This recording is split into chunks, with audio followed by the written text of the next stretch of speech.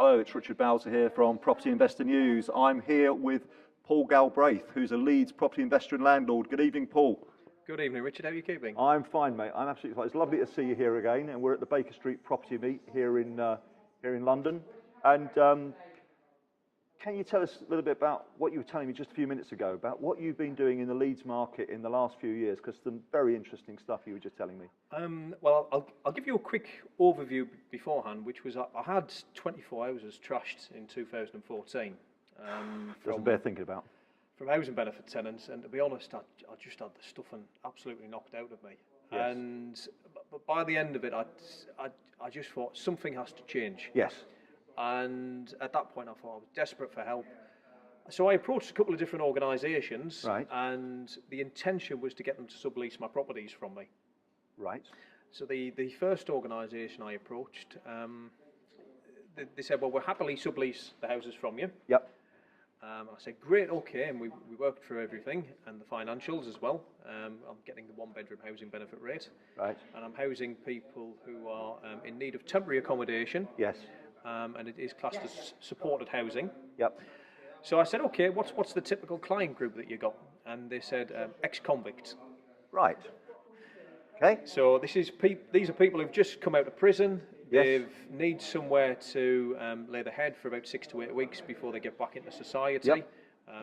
Get onto a housing benefit claim, get themselves into work, yes, get secure long-term accommodation. Yes. I thought, well, crikey, it's a bit of a tough market to deal with, but I'd had so much stress, I thought, I'll give it a go. Absolutely. Sometimes when you're, yeah, exactly. When you're in the darkest place, sometimes you see the brightest lights. Yeah, the only way is up. Yeah. Well, exactly. So I thought I'd give it a whirl, and it worked out quite well, to the point where every time I got a void, I just said, right, you know what, that one's going over to the charity, yes, that one's going over, that one's going over. And I then developed a good system for what they're looking for. Uh-huh. And I now have a lot of ex-convicts under my care as tenants. Yes. But the interesting thing about it is I've been able to take a step back from my landlording issues. Yeah. I did take a step back quite literally. And in terms of that, it's basically like doing a commercial lease. Yes. Which means it's the tenant who does the repairs, maintenance, and looks after that. Mm-hmm. You don't have the typical churn of normal tenancies. Yep. As well. So I gave it a go, and it's worked out quite well, and I seem to have found a niche, and they quite like me because of my standards. Yes. Because I am an accredited landlord. I've had mains wide smoke alarm since 2006. Right. For example. Yes. Everybody was scrabbling about last year, and I thought, been there, done that. Yeah, ages ago. And I mean, I've got things like mains wide smoke alarms as well, yes, in all the houses. But the interesting thing about it is, let's say things like the Legionellas assessments. Mm-hmm. You've got to do your Legionellas assessment every time a property becomes empty. Well, I just do it the once, then I hand the property over to the charity, and then they just keep doing that ongoing. Right. So with some of the regulatory burden, it's been taken away from you. Exactly, yeah, like serving Fantastic. the how to rent booklet each time, yes, and things like that. Great. So it's worked out great, and the yields I'm getting some pretty good yields. I mean, my best one, I think it was 31.8% yield.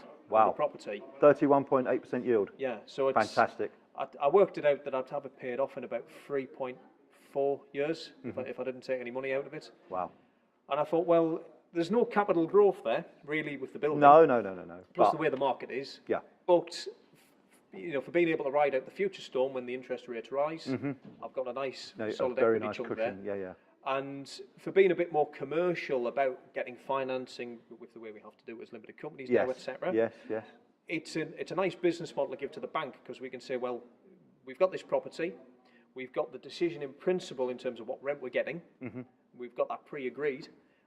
We need to do this for development as well to get the property up to that spec, and at least if you've got the rent pre-agreed in advance, yes, then that can make a big difference towards if you're doing commercial lending or looking down the limited company route. Yes. So it's corporate social landlording. Right. Well, it sounds to me, Paul, as if you're certainly future-proofing and mitigating against the forward cost and risk in related to these tax changes. So it's been absolutely fascinating to just listen to you in the last few minutes. I'm sure some of the readers and subscribers, Property Investor News, and attendees at this meeting would be delighted to hear more about your story, which I believe you're going to do later on in the year. Yes, yeah. Great. Well, it's Richard Bowser here at Baker Street with Paul Galbraith from Leeds. Paul, thank you very much for your time tonight. Well, thank you, Richard.